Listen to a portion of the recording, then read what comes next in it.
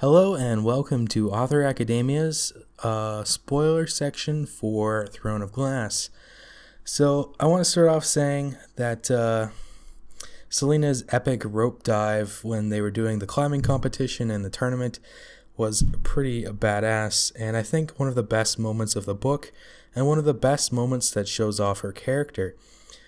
Selena is often put as this ruthless, sort of merciless assassin, and in this moment, she kind of sacrifices her chances of victory to save somebody that was falling off this tower.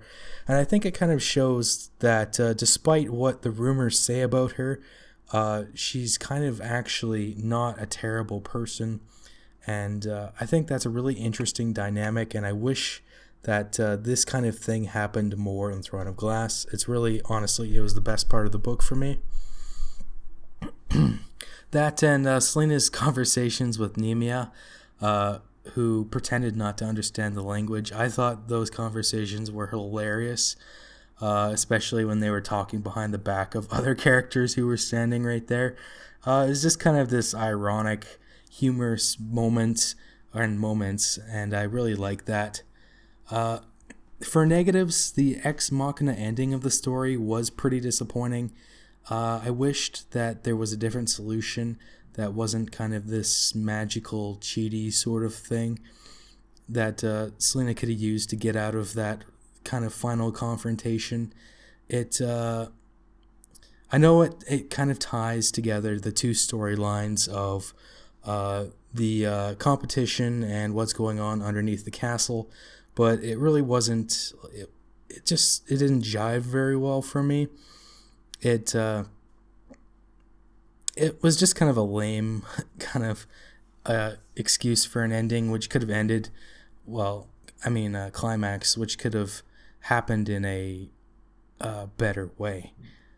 Not some sort of, I've said this before, but in an Ex Machina sort of cheatsy way. And speaking of that, I think the villain that she was fighting at the end was a little bit one-dimensional. We don't know very much about him other than he's kind of a jerk the entire time. And it's not really explored much more than that. And maybe it is in the subsequent books that we get. But in Throne of Glass itself, which is what I reviewed, we didn't get to see very much characterization or anything like that for this character. He was just kind of the jerk. And I mean, it's fine for what it was, but definitely room for improvement. And like I said during the review, I don't like the love triangle stuff.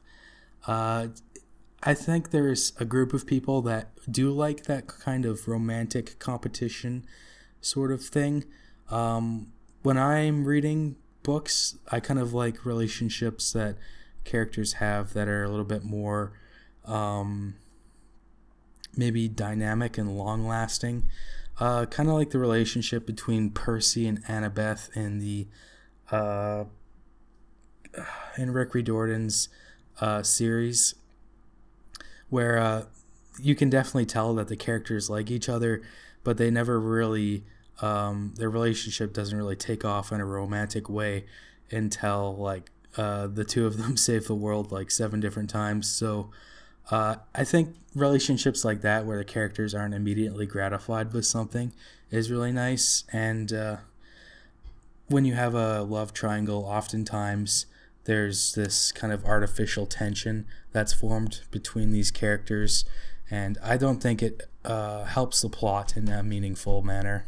As for Selena's voice, I think the kind of tone of her character in this book is just fine.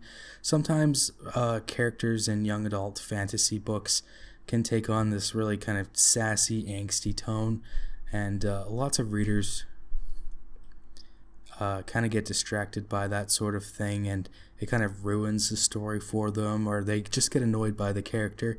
And since this book is written in third person, I don't think that's actually much of a problem, and I don't think people will find that too annoying. Anyway, that's all I have to say for this book. Kind of a short short review and short spoilers discussion. And I guess I'll see you guys next week with another book review. I do have a very busy next week, so I can't make any promises, but I'll do my best to get something out for you guys. Anyway, thank you very much, and have yourselves a wonderful day.